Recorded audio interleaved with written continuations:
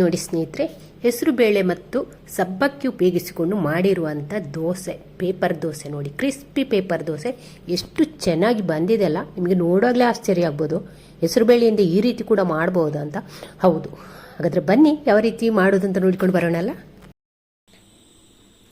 ಎಲ್ಲರಿಗೂ ನಮಸ್ಕಾರ. ಮಿತಾಸ್ kitchen and life ಸ್ಟೈಲ್ಗೆ ಸ್ವಾಗತ.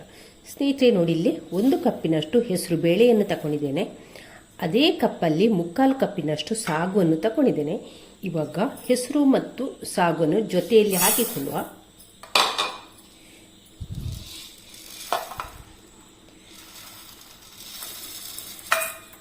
ಈಗ ಇದಕ್ಕೆ ನೀರನ್ನು ಸೇರಿಸ್ತಾ ಇದ್ದೇನೆ. ನೀರು ಹಾಕಿ ಒಮ್ಮೆ ಚೆನ್ನಾಗಿ ಇದನ್ನೊಮ್ಮೆ ತೊಳೆಯುವ.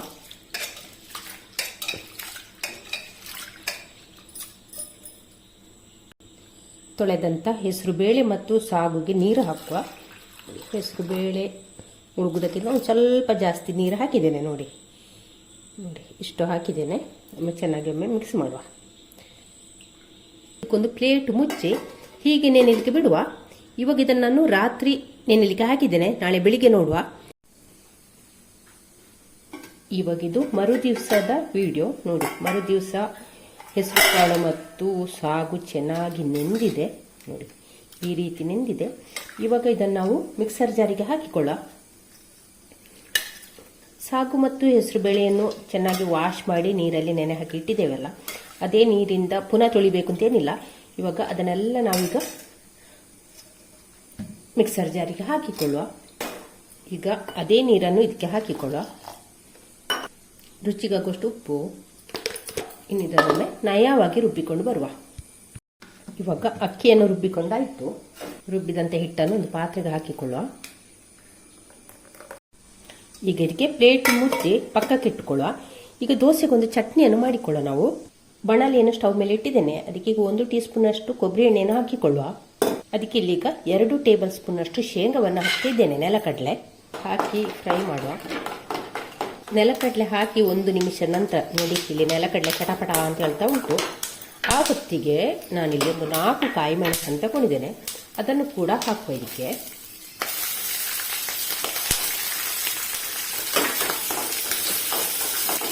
ಇಲ್ಲಿ ಮೆಣಸು ನೋಡಿ ಒಂದು ಸ್ವಲ್ಪ ಬಿಳಿ ಬಿಳಿಯಾಗಿದೆ, ಫ್ರೈ ಮಾಡಿ. ಈಗ ಅದರ ಜೊತೆಯಲ್ಲಿ ಒಂದು 6 ಎಸಳು ಜಜ್ಜಿದ ಬೆಳ್ಳುಳ್ಳಿ, ಅರ್ಧ ಈರುಳ್ಳಿ, ಇದನ್ನು ಕೂಡ ಇದರ ಜೊತೆಯಲ್ಲಿ ಫ್ರೈ ಮಾಡುವ. ನೋಡಿ, ಈರುಳ್ಳಿ ಎಲ್ಲ ಇಲ್ಲಿ ಒಂದು ಸ್ವಲ್ಪ ಟ್ರಾನ್ಸ್ಪರೆಂಟ್ ಆಯಿತು. ಆ ಹೊತ್ತಿಗೆ ನಾನಿಲ್ಲಿ ಒಂದು 2 ಟೇಬಲ್ ಸ್ಪೂನ್ ಅಷ್ಟು ಹಸಿ ಕಾಯಿಯನ್ನು ಕೂಡ ಹಾಕ್ತಾ ಇದ್ದೇನೆ. ಅದನ್ನು ಕೂಡ ಹಾಕಿ ಹುರಿಯುವ. ತೆಂಗಿನಕಾಯಿ ಒಂದು ಸ್ವಲ್ಪ ಕೆಂಪಗಾದರೆ ಆಯಿತು. ಅದರ ಜೊತೆಯಲ್ಲಿ 1 ತುಂಡು ಶುಂಠಿ. ಕೊನೆಗೆ ಇಲ್ಲಿ ಒಂದು 2 ಟೇಬಲ್ ಸ್ಪೂನ್ನಷ್ಟು ಹುರಿಗಡಲೆಯನ್ನು ಹಾಕ್ತಾ ಇದ್ದೇನೆ, ಪುಟಾಣಿ ಕಡಲೆ. ಅದನ್ನು ಕೂಡ ಹಾಕಿಕೊಂಡು ಬೆಚ್ಚಗೆ ಮಾಡಿದರೆ ಆಯಿತು. ಇವಾಗ ಇಲ್ಲಿ ನಾವು ಹಾಕಿದ ಎಲ್ಲ ಸಾಮಗ್ರಿ ಕೂಡ ಚೆನ್ನಾಗಿ ಫ್ರೈ ಆಗಿದೆ. ನಾನು ಸ್ಟವ್ ಆಫ್ ಮಾಡ್ತಾ ಇದ್ದೇನೆ. ಇನ್ನು ಇದನ್ನು ಪೂರ್ತಿ ತಣ್ಣಗಾಗಲಿಕ್ಕೆ ಬಿಡುವ. ಬಿಸಿ ಬಿಸಿ ರುಬ್ಲಿಕ್ಕಿಲ್ಲ, ಪೂರ್ತಿ ತಣ್ಣಗಾಗಬೇಕು. ಇವಾಗ ಇಲ್ಲಿ ಹುರಿದಂಥ ಮಸಾಲೆ ಪೂರ್ತಿ ತಣ್ಣಗಾಗಿದೆ. ಮಿಕ್ಸರ್ ಜಾರಿಗೆ ಇದನ್ನು ಹಾಕಿಕೊಳ್ಳುವ. ಈಗ ಇದಕ್ಕೆ ಒಂದು ತುಂಡು ಹುಳಿ ಹಾಕ್ತಾ ಇದ್ದೇನೆ ರುಚಿಗೆ. ಹಾಗೆ ರುಚಿಗಾಗುವಷ್ಟು ಉಪ್ಪು, ನೀರು ಹಾಕ್ತಾ ಇದ್ದೇನೆ. ಇನ್ನಿದನ್ನು ನಯವಾಗಿ ರುಬ್ಬಿಕೊಂಡು ಬರುವ. ಇವಾಗ ಇಲ್ಲಿ ಚಟ್ನಿಯನ್ನು ರುಬ್ಬಿಕೊಂಡಾಯ್ತು ನೋಡಿ. ಇವಾಗ ಬೌಲಿಗೆ ಹಾಕಿಕೊಳ್ಳ. ಈಗ ಈ ಚಟ್ನಿಗೆ ಮಿಕ್ಸರ್ ಜಾರ್ ತೊಳೆದಂಥ ನೀರನ್ನು ಹಾಕ್ತಾ ಇದ್ದೇನೆ. ನಾನಿಲ್ಲಿ ಬಿಸಿ ನೀರು ತಣ್ಣಗೆ ಮಾಡಿ ಅದನ್ನು ಉಪಯೋಗಿಸಿದ್ದೇನೆ. ನೀವು ಕೂಡ ಅದೇ ಉಪಯೋಗಿಸಿ, ಯಾಕೆಂದರೆ ಇದು ಬೆಳಗಿಂದ ಸಾಯಂಕಾಲ ತನಕ ಹಾಳಾಗುವುದಿಲ್ಲ, ಟಿಫಿನಿಗೂ ಕೊಂಡೋಗ್ಬೋದು. ಇವಾಗ ಇದನ್ನೊಮ್ಮೆ ಚೆನ್ನಾಗಿ ಮಿಕ್ಸ್ ಮಾಡುವ. ಯಾವುದೇ ಸೊಪ್ಪನ್ನು ನೀವು ಉಪಯೋಗಿಸಬೇಡಿ. ಕರಿಬೇವಾಗಲಿ, ಕೊತ್ತಂಬರಿ ಸೊಪ್ಪು, ಪುದೀನ ಸೊಪ್ಪು, ಯಾವುದೇ ಸೊಪ್ಪು ಬೇಡ. ಆವಾಗ ಹಾಕಿದ್ರೆ ಉಂಟಲ್ಲ, ಇದರ ಫ್ಲೇವರ್ ಚೇಂಜ್ ಆಗ್ತದೆ. ಇಷ್ಟೇ ಸಾಕು. ಹಾಗೆ ಇದಕ್ಕೆ ಒಗ್ಗರಣೆ ಕೂಡ ಬೇಡ. ನಾವು ದೋಸೆಗೆ ಅಲ್ಲಿ ತುಪ್ಪ, ಬೆಣ್ಣೆ, ಎಣ್ಣೆ ಅದನ್ನು ಹಾಕಿ ಮಾಡಿರುವಂಥ ದೋಸೆ ಅಲ್ಲ, ಆದ ಕಾರಣ ಜಾಸ್ತಿ ಎಣ್ಣೆ ಬೇಡ ನಮಗಿಲ್ಲಿ. ನೋಡಿ, ಎಣ್ಣೆ ಹಾಕಿ ಮಸಾಲೆಯನ್ನು ಕೂಡ ರುಬ್ಬಿದ್ದೇವೆ. ಚಟ್ನಿ ಕೂಡ ರೆಡಿ ಆಯಿತು. ಸೂಪರ್ ಆದ ಒಂದು ಚಟ್ನಿ ಕೂಡ ನೀವು ಕೂಡ ಒಂದ್ಸಲಿ ಟ್ರೈ ಮಾಡಿ. ನಾನು ಸ್ಟವ್ ಮೇಲೆ ಇಟ್ಟಿದ್ದೇನೆ. ತವ ಚೆನ್ನಾಗಿ ಕಾಯಿಲಿ. ಚೆನ್ನಾಗಿ ಕಾದ ನಂತರ ನೀರು ಹಾಕಿ ಒಮ್ಮೆ ಒರೆಸಿ ತೆಗೆಯುವ. ನೀರು ಹಾಕಿ ಒರೆಸುವ ತೆಗೆಯುವ ಉದ್ದೇಶ ಅಂದರೆ ನಮಗೆ ಹಿಟ್ಟು ಹಾಕಲಿಕ್ಕೆ, ಇಲ್ಲಿ ಚೆನ್ನಾಗಿ ಹಿಟ್ಟು ಹಾಕಲಿಕ್ಕೆ ಬರ್ತದೆ. ಹಾಗಾಗಿ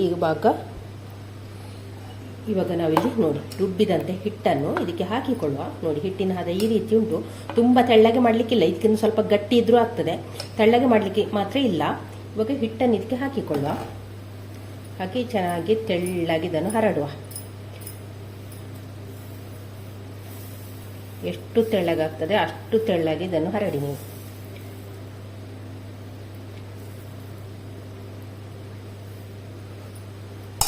ಇನ್ನಿದನ್ನು ಮುಚ್ಚಳ ಮುಚ್ಚಿ ಬೇಯಿಸಿಕೊಳ್ಳುವ. ಇವಾಗ ಮುಚ್ಚಳ ತೆಗೆಯುವ. ನೋಡಿ, ಈಗ ಇದಕ್ಕೆ ಮೇಲಿಂದ ಒಂದು ಸ್ವಲ್ಪ ಎಣ್ಣೆನ ಹಾಕಿಕೊಳ್ಳುವ. ಎಣ್ಣೆ, ಬೆಣ್ಣೆ, ತುಪ್ಪ ಏನು ಕೂಡ ಆಗ್ತದೆ. ಹಾಕಿ ಇದನ್ನೊಮ್ಮೆ ಮಗುಚಿ ಹಾಕಿಕೊಳ್ಳುವ.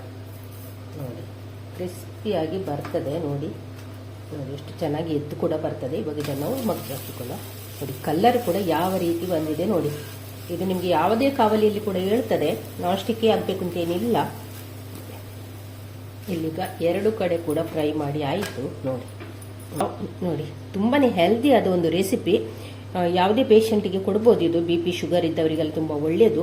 ಹಾಗೆ ನೈಟ್ ಊಟ ಮಾಡದವರಿಗೂ ಕೂಡ ಇದನ್ನು ನೀವು ಟ್ರೈ ಮಾಡ್ಬೋದು. ಇದು ನೋಡಿ ಎಷ್ಟು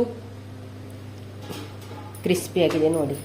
ಬೇಕಿದ್ದೆ ಮೇಲಿಂದ ಒಂದು ಸ್ವಲ್ಪ ತುಪ್ಪ, ಎಣ್ಣೆ ಏನಾದರೂ ಮೇಲಿಂದ ಬೇಕಾದರೆ ಒಂದು ಸ್ವಲ್ಪ ಎಣ್ಣೆ, ತುಪ್ಪ ಎಲ್ಲ ಹಾಕಿಕೊಳ್ಳುವ. ಹಾಕದಿದ್ರೂ ನಡೀತದೆ, ಹಾಕಿದರೂ ಕೂಡ ನಡೀತದೆ. ಹಾಕಿದರೆ ಒಳ್ಳೆಯದಾಗ್ತದೆ. ನೋಡಿ, ಇಷ್ಟು ಕ್ರಿಸ್ಪಿ ಮಾಡಿದರೆ ಉಂಟಲ್ಲ, ನಾವು ಇದನ್ನು ಮಗುಚಿ ಹಾಕುವ ಅವಶ್ಯಕತೆ ಇಲ್ಲ. ನೋಡಿ, ಚೆನ್ನಾಗಿ ಬರ್ತದೆ. ನೋಡಿ ಎಷ್ಟು ಚೆನ್ನಾಗಿ ಬಂದಿದೆ. ನೋಡಿ, ಇಷ್ಟು ಕ್ರಿಸ್ಪಿ ಮಾಡಿದರೂ ನಡೀತದೆ. ಇಷ್ಟು ಕ್ರಿಸ್ಪಿ ಮಾಡದಿದ್ರೆ ನಾವು ಉಲ್ಟ ಹಾಕಿಕೊಂಡು 2 ಸೈಡ್ ಕೂಡ ಫ್ರೈ ಮಾಡಿದರೆ ಆಯಿತು. ನೋಡಿ, ಅಕ್ಕಿ ಹಾಕದೆ ಬರೀ ಹೆಸರು ಕಾಳು ಮತ್ತು ಸಾಗು ಹಾಕಿ ಮಾಡಿರುವಂಥ ದೋಸೆ. ನಂಬ್ತೀರ ನೀವು? ಹಾಗಾದರೆ ಟ್ರೈ ಮಾಡಿ, ಆಗ ನೀವು ಖಂಡಿತವಾಗಿಯೂ ನಂಬ್ತೀರಿ. ಇಷ್ಟು ಚೆನ್ನಾಗಿ ದೋಸೆ ಮಾಡ್ಬೋದಂತ ನಿಮಗೆ ಆಶ್ಚರ್ಯ ಆಗ್ತದೆ ಅಲ್ವಾ ಸ್ನೇಹಿತರೆ? ಈ ಕ್ರಿಸ್ಪಿ ಪೇಪರ್ ದೋಸೆ ನಿಮಗೆ ಇಷ್ಟ ಆಯಿತಾ? ಹಾಗಾದರೆ ವಿಡಿಯೋಕ್ಕೊಂದು ಲೈಕ್ ಮಾಡಿ, ಹಾಗೆ ನಿಮ್ಮ ಫ್ಯಾಮಿಲಿ ಫ್ರೆಂಡ್ಸ್ಗಳಿಗೆಲ್ಲ ಶೇರ್ ಮಾಡಿ. ಚಾನಲ್ಗೆ ಯಾರಾದರೂ ಹೊಸಬ್ರಿದ್ರೆ ಪ್ಲೀಸ್ ಸಬ್ಸ್ಕ್ರೈಬ್ ಮಾಡಿಕೊಂಡು ಚಾನಲನ್ನು ನೋಡಿ. ನಾಳಿನ ಹೊಸ ಬ್ಲಾಗ್ ಅಥವಾ ರೆಸಿಪಿಯೊಂದಿಗೆ ಸಿಗೋಣ. ಅಲ್ಲಿಯವರೆಗೆ take care, bye bye. Thank you ಸ್ನೇಹಿತರೆ.